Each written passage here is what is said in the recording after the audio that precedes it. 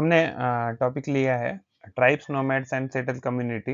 तो medieval period के tribe, nomad और सेटल कम्युनिटीज के बारे में हम इस टॉपिक में डिस्कस करेंगे। तो क्लास 5, 6, 7, 8, 9, 10, 11, 12 हिस्ट्री सीबीएसई बोर्ड और एनसीईआरटी के रेफरेंस से हमने ये टॉपिक लिया है। तो ये कुछ फोटोज है कि जो ट्राइब, अलग अलग ट्राइब्स इंडिया में आती है। तो ये आप देख सकते हैं, कुछ गुजरात और राजस्थान रीजन से हो सकता है, ये कुछ हिमाचल या कश्मीर रीजन से हो सकता है। ये बंजारास है, ये बंजारास है और ये भी बंजारास है। तो ये मीन्स एग्ज़ैक्टली भील है और ये बंजारास है। ये कोली कम्युनिटी है, ये गोंड कम्युनिटी है, फिर ये गड्डी कम्युनिटी है और ये गोंड और संथाल जैसे कम्युनिटी जैसे है। तो जो खुखर और गक्कर थे, तो ये पंजाब रीजन में ज़्यादा ट्राइब थी पॉपुलेशन में। फिर उसके बाद है लंगार एंड अरगुन्स, तो ये मुल्तान और सिंध पाकिस्तान के रीजन में आते हैं ये। गड्डी जो ट्राइब थी वो हिमालय रीजन में थी, यानी हिमाचल प्रदेश एंड हिमालय के जो भी रीजन है वहाँ मिलेगी, जम्मू कश्मीर वगैरह। कोली एंड बिराड़ जो कम्युनिटी है गुजरात और महाराष्ट्र में मिलती है। एंड गोंड जो कम्युनिटी है, तो गोंड कम्युनिटी हमें छत्तीसगढ़, मध्य प्रदेश, महाराष्ट्र, आंध्र प्रदेश, फिर उसके बाद मुंडा एंड संथाल और चेरो जो कम्युनिटी है, वो बिहार, झारखंड, ओडिशा, बंगाल ये रीजन में मिलती है। और कोली जो कम्युनिटी है, वो महाराष्ट्र, कर्नाटक और गुजरात में भी मिलती है। एंड बलोची जो कम्युनिटी है, नॉर्थ वेस्ट इंडिया, खास करके अभी प्रेजेंट डे में वो पाकिस्तान में रीजन आता है। पाकिस्तान और अफगानिस्तान के रीजन में बलोची ट्राइब मिलती है। और नागा और अहोम जो ट्राइब है, वो हमें नॉर्थ ईस्ट साइड के इंडिया के रीजन में मिलती है। और जो भील कम्युनिटी है, वो वेस्टर्न एंड सेंट्रल इंडिया के पार्ट में हमें मिलती है। तो अगर हम ट्राइब्स की बात करें, तो ट्राइब में तो इंडियन सोसाइटी, अगर मिडिवल पीरियड की बात करें, तो Indian society was based on the varnas. तो जो गैप जो था, तो वो रिच और पुअर में इंक्रीज होने लगा मिडिवल पीरियड में। तो सेवरल जो कम्युनिटी है, जो ब्राह्मण के जो भी रूल बताए थे वो फॉलो नहीं करती थी, जिसको हम ट्राइब, नोमैड या सेटल कम्युनिटीज कहते हैं। तो ट्राइबल जो सोसाइटीज थी, वो बिग सिटीज की जो ट्राइब थी वो अलग तरीके से दिखती थी। रोज का उनका लाइफस्टाइल अलग था। लेकिन अगर हम फॉरेस्ट वगैरह रीजन या गांव के रीजन की बात करें, तो वो ट्राइबल कम्युनिटीज अलग थी या ट्राइबल सोसाइटी अलग थी। तो ब्राह्मणर्स ने क्या किया था, सोसाइटी को न्यूमरस क्लासेस में और इनइक्वल क्लासेस में डिवाइड किया था। तो अगर ट्राइब्स की बात करें, तो ट्राइब में क्या होता है कि यूनिक बॉन्ड होता है या किनशिप होता है between the every member of the tribe.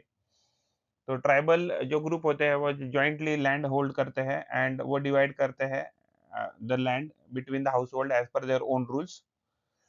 जैसे over the period of time क्या हो गया, स्मिथ, कारपेंटर, मैसन, ये भी अलग से सेपरेट जाति रिकॉग्नाइज की गई।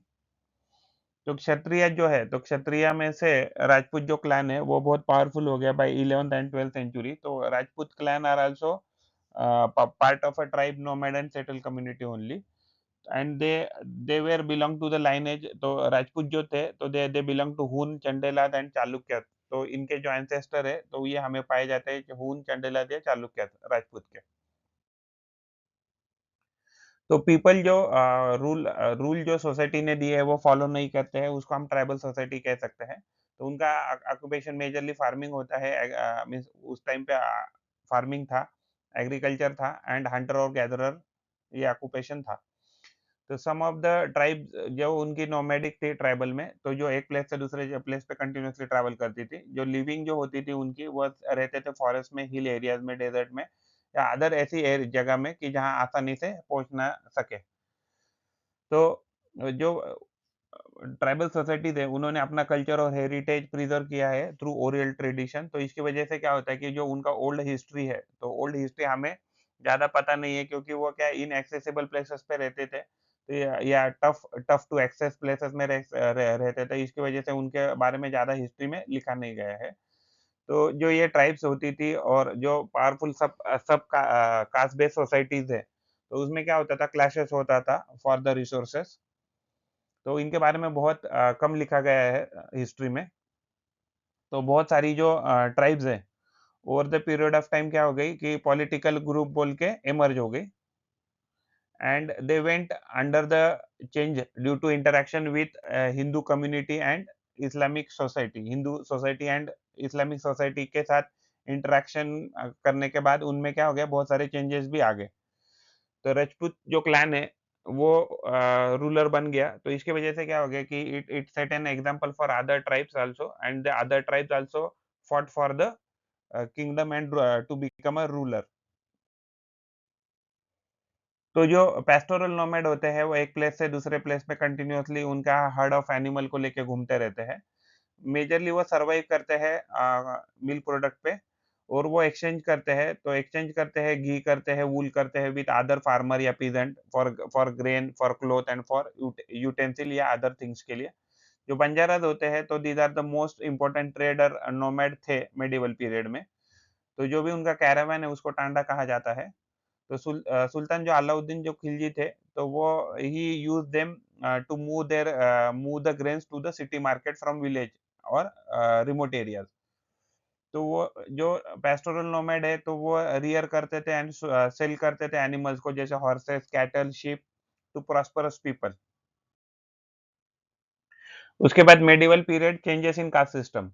तो based on the field of trade and agriculture, तो एग्रीकल्चर और अदर फील्ड या ट्रेड में जैसे जैसे डेवलपमेंट हो गई, वैसे मल्टी कास्ट सिस्टम जो है, तो वो डेवलप होने लगा। एंड क्या, जैसे जैसे इस्लाम भी डेवलप हो गया, वैसे वैसे क्या हो गया, अलग अलग जो जाति है या सब कास्ट है, वो डिराइव होने लगी। तो सूफी और भक्ति जो मूवमेंट थी, तो वो बताते हैं कि सारी जाति, जनजाति और सारे रिलीजियस ग्रुप एक ही है, and there is the equality between each caste and each religion. तो इंटरकास्ट मैरिजेज जो है, तो वो बाद में स्टार्ट हो गए between Rajput and Muslim noble. तो न्यू न्यू ग्रोथ ऑफ जैसे इकोनॉमी हो गए होने लगा, वैसे न्यू जाति एंड न्यू वर्ना उसमें से इमर्ज होने लगे। तो बहुत सारी जो ट्राइब जो थी, तो उसके जो रूल थे, वो धीरे धीरे क्या हो गए, सोसाइटी, दूसरे सोसाइटी के कांटेक्ट में आने के कारण धीरे धीरे चेंज होने लगे। तो जो गोंड है, तो गोंड उन लोगों को कहते हैं कि जो गोंडी भाषा बोलते हैं। तो ये शिफ्टिंग कल्टीवेशन मेडिवल पीरियड में प्रैक्टिस करते थे, and they rose to eminence after the decline of Delhi Sultanat. Delhi सल्तनत के डिक्लाइन के बाद उन्होंने क्या किया, खुद का ही किंगडम एस्टेब्लिश किया। और जैसे जैसे इकोनॉमी बढ़ने लगा, तो उनमें ही क्या हो गया कि जाति और वरना इमर्ज होने लगे। तो जो गोंड किंगडम जो है, तो गोंडवाना जो है, तो वो मध्य प्रदेश में एस्टेब्लिश हो गया अराउंड 15th सेंचुरी। तो अकबरनामा में इसका मेंशन है गोंड किंगडम का, जिसको गारा कटंगा ऐसे भी कहा जाता है। तो गारा कटांगा जो किंगडम था, उसको डिफीट किया था मुगल ने, यानी स्पेशली अकबर ने उनको डिफीट किया था। अहम जो थे, तो अहम एग्जैक्टली साउथ ईस्ट एशिया की ट्राइब्स है, जो ट्रैवल करके आई थी overland through forest of Assam. तो आसाम का जो जंगल जो है, तो वो क्रॉस करके इंडिया में आई थी, इंडियन रीजन में आई थी। एंड उनका जो रिलीजन एंड जो कल्चर है आसाम का, तो वो एक फ्यूजन है लोकल ट्रेडिशन और माइग्रेंट जो ट्राइब वहाँ जो भी आई है, तो वहाँ उसका फ्यूजन हमें आसाम में दिखता है। तो अहम जो है, वो वॉरियर क्लास को बिलोंग करते हैं।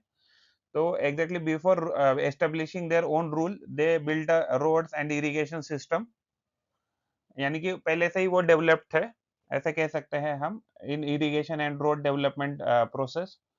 तो जो उन्होंने किंगडम एस्टेब्लिश किया, तो किंगडम एस्टेब्लिश जब उन्होंने किया, तो उन्होंने जो लोकल जो वहाँ थे भुइयास थे आसाम के, जिसको लैंड लॉर्ड कहते थे, तो उनको उन्होंने हराया अहोम ने।